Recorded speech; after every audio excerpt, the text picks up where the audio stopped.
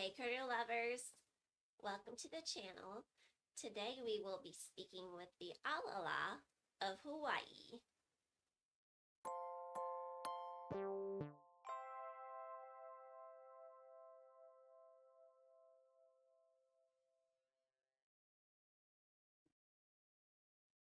This article is from NPR and the headline reads, "This rare intelligent species of crow is taking flight in Hawaii again."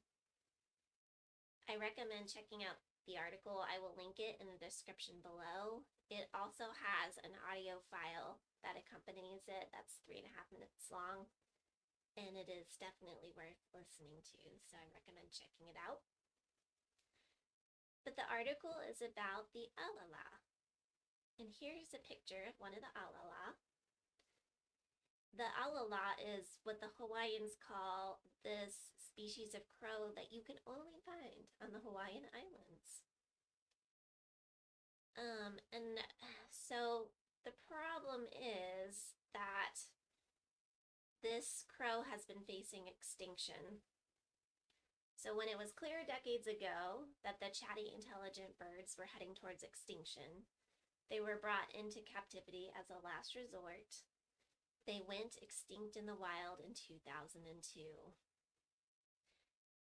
So they've been trying to build up the population of these crows with this breeding program, with the intention of eventually releasing them back into the wild of Hawaii and hopefully allowing them to reintegrate back into the ecosystem there and repopulate. But they've been running into some issues, which is in 2016 they tried releasing them on the Big Island of Hawaii, but unfortunately a lot of hawks got them, which is their predator. They had worked with them, they said, to try to prepare them for any kind of predatory attacks. But unfortunately, it's hard because these birds have been brought up in captivity, right? So they're not as used to some of the challenges of being in the wild. And the reason they released them onto the Big Island originally in 2016 was because that's where they've traditionally been found. But because they ran into issues there, they've kind of redirected, pivoted their approach, essentially, and they're trying to release them now on a different island, or they have released 5 of them already onto Maui, which there's no hawks on Maui, so they're hoping that there's more safety there for them. So it says, now 5 young ʻAlalā have been released into the remote forests of Maui, an environment free of hawks. A team of biologists and wildlife officials is monitoring them with the hope that this time the crows endure and thrive. With more endangered species than any other state, Hawaii's plants and animals are increasingly being brought into captivity to stave off extinction, from tiny forest snails to rare honey creepers. So, often there's no clear path to living in the wild again because the threats from habitat loss, disease, and invasive species remain. The hope now is that the reintroduction of the ʻAlalā proves to be the exception. And then you see the manager of the Maui Forest Bird Recovery says, "We need a conservation, when in Hawaii we really do." The fact that this release has actually happened and that these birds, at least for now, are doing extremely well is so exciting. And here they talk, and I think this is really important too.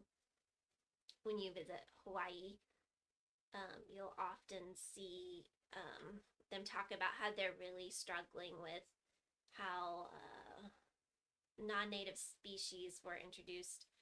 The mongoose were brought over on ships from colonization, and I think the problem is that they don't have any natural predators, and they've just run rampant on the islands and unfortunately have just absolutely devastated the birds that have been native to Hawaii. also this mentions rats being a problem there as well. So originally, when they first brought the birds into captivity in the 70s, the ʻAlalā, they had 8 of them that they were able to capture. They have built up the population to 100 now. So there's only 100 birds left. So that's why they're trying to be so careful about how they're releasing them. The ones that they put into Hawaii are about a year old. They're hoping that that allows them to be more adaptable.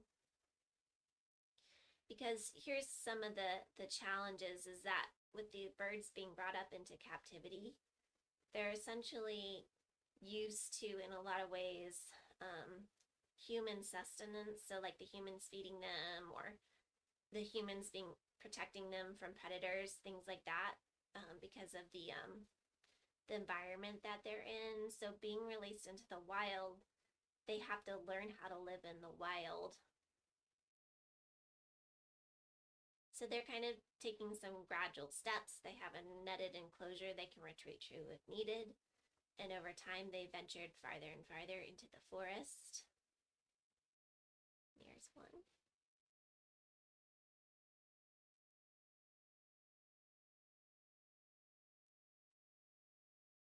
All right, and as it says here, there's no playbook for returning animals to the wild after generations in captivity. Her team is figuring out what the crows need as they go. For some other species in captivity, there's still no way to release them because threats from diseases like avian malaria are still too great. That's why every small step forward is important for conservation in Hawaii. So they have a lot of hope here regarding the success of this program and being able to rebuild the ʻAlalā population in Hawaii. And I'm just gonna scroll up here and pause on some of these images. These are so nice to see. I'm just hopping along the fence there.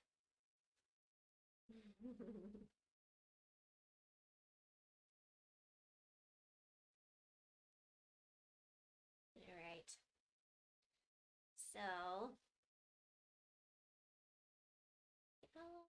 So I thought we could check in with the ʻAlalā to see how the ones that were released, the 5 that were released, to see how they're doing.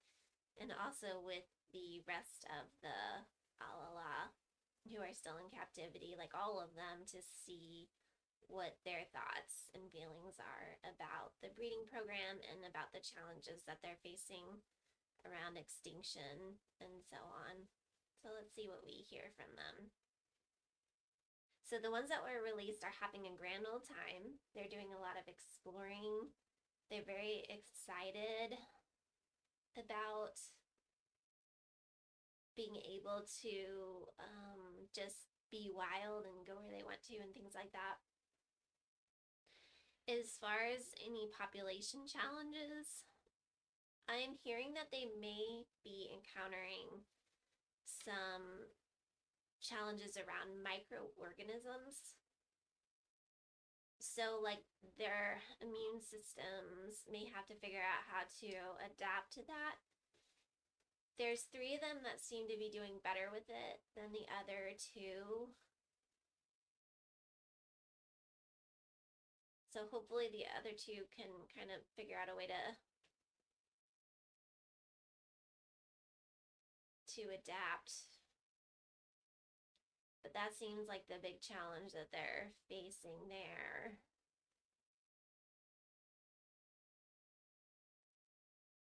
It's definitely a transition that they're having to go through with regards to finding new ways of getting food. They say they are working together on that, though.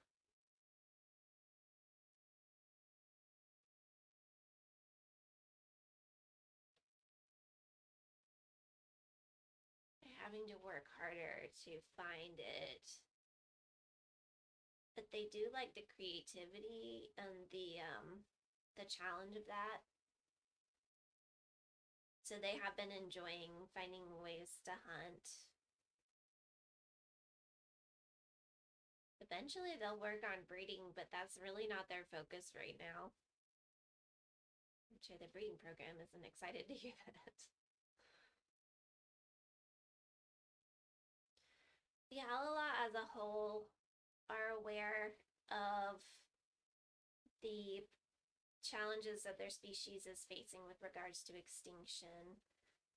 And they sort of are seeing themselves as ambassadors to help bring awareness to the problems that not only their species is facing, but species around the world are facing with regards to extinction. And a lot of the problem, what's got us into this position is, oh yeah, I was talking to them about this earlier and they brought this up before and they're bringing it up again. The native Hawaiians, even the article I think said that the native Hawaiians saw them as sacred, but the thing about the Hawaiians is they actually would communicate with them and talk to them just like we can still do. We have always been able to do with animals. We're connected to the animals and we can talk to them through animal communication. And the Hawaiians have understood that for centuries. And because of their communication and connection with them, they didn't really face problems around extinction. It's only when people have stopped talking to the animals that these problems have come into, that these problems around species being decimated have happened. Because if you think about it, in talking to the animals, we're able to work with the animal kingdom to make sure that everything stays into balance. But it's humans that are denying the connection that we have with nature, create a situation in which the natural balance of things is disrupted. In order to really understand some of the context and background of the problems being faced by Hawaiian birds, you have to understand the history of the mongoose. And the way that history goes, the way I understand it, is there were these plantation owners back in 1800s. They were growing these crops like sugarcane, and what happened was the rats would come along and they'd be like, oh, sugarcane, yummy, and be chewing on the crops. And the plantation owners were like, our crops are getting ruined by these rats running all over them. Let's bring in mongoose, because we hear that mongoose are great for controlling rat populations. And then a lot of people were like, let's talk to the scientists about that first and make sure that that's a good idea before we do that. But the plantation owners who had the money or whatever, they were just like, we don't need to run this by scientists. Let's just do it. So we all know how that goes. And so they bring in the mongoose, and before you know it, the mongoose just run rampant over the islands, because here's the thing. There's no natural predators for mongoose in Hawaii. And not only that, but it did nothing for the rat population, because rats are nocturnal and mongoose are awake during the day. So not only did it not solve their problem, but also now the mongoose to this day are wreaking havoc on the ecosystem. So the mongoose were they were put in a bad position by humans. And how we got there was through not communicating with the animals. Because if there had been a simple conversation with the mongoose, a conversation with the rats, a conversation with the ecosystem of Hawaii, nature would have said, Do you know what you're doing? But nature was not consulted. So this is an example of a man-made problem that now has led to a lot of problems with extinction, especially for the birds in Hawaii, that could have been avoided through a simple conversation with nature. So I'd like to ask the ʻAlalā if they're worried or concerned about the mongoose impacting their numbers as they're being released into the wild where they may have more exposure to the mongoose.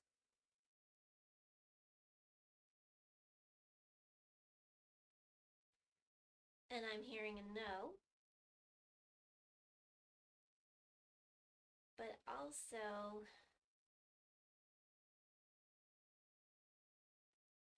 I am hearing that the mongoose could be a threat.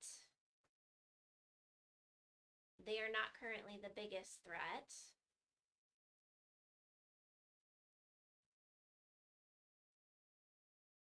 The biggest threat are the microorganisms.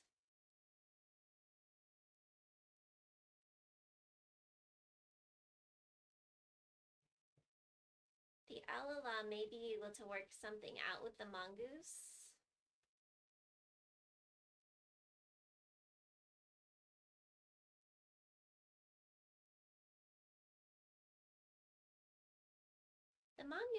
The mongoose are very aware of what's going on, and they're not thrilled about their reputation. Remember this, they're kind of a victim of this in a way. The animal kingdom acknowledges that it's not the mongoose's fault per se. Like, they don't hold anything against the mongoose. The mongoose have been put in a not great position, which the mongoose aren't thrilled about either. What I'm hearing the ʻAlalā say is that they would really like people to talk to them more. They'd love to have a lot of conversations with people, and they said that that would be encouraging for them and help them be able to repopulate their numbers.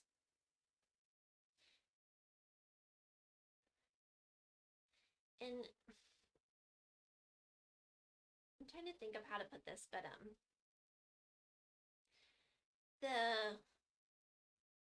what I'm hearing from the ʻAlalā is that they're not as attached or devastated by the thought of extinction in the way that us humans are, which kind of makes sense. We're probably the ones who need to be more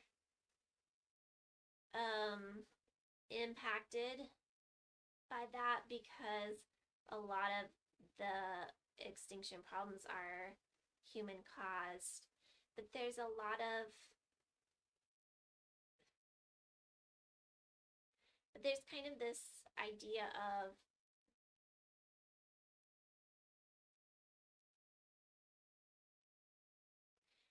there's this sentiment of we're not going to let the idea of extinction get us down. We'd like to live our lives to the fullest in spite of the challenges that our population faces. For them, this isn't the dominating narrative for their lives as it is for us when we look at them, if that makes sense. A lot of people are looking at the ʻAlalā and attaching this idea of like, oh my god, you guys are going extinct, how can we save you? Like, that's kind of the main focus. And while it's not that that's not important, but they would like people to see them for more than that. They would like to be honored for the characteristics that they bring to the world. And similar to the way that the native Hawaiians saw them as sacred, it's not that they're sacred in the sense that we need to be worshiping them or something like that, but that it's really important for us to honor their being and recognize the value that they bring, and also connect with them through animal communication, and connect with them relationally, because they have a lot to offer the world that we can learn from, that we can celebrate as far as celebrating their being goes. And so they would like us to shift our focus a bit onto that, and actually doing that, shifting the energy more towards that, is inherently going to help them to thrive as a species. So they'd love for us to keep talking to them. They'd love for us to see them as more than that animal that's going extinct. They'd love for us to, yeah, just continue building our relationship with them and honoring their being. So, that is what I heard from the ʻAlalā. I hope that you find it helpful. I hope that you're able to take some time and talk to them as well. And if you hear anything from them that you would like to share, feel free to drop it in the comments. I would love to hear what you've heard from them too. And thank you for watching today. Don't forget to like and subscribe, and I will see you back here again next time.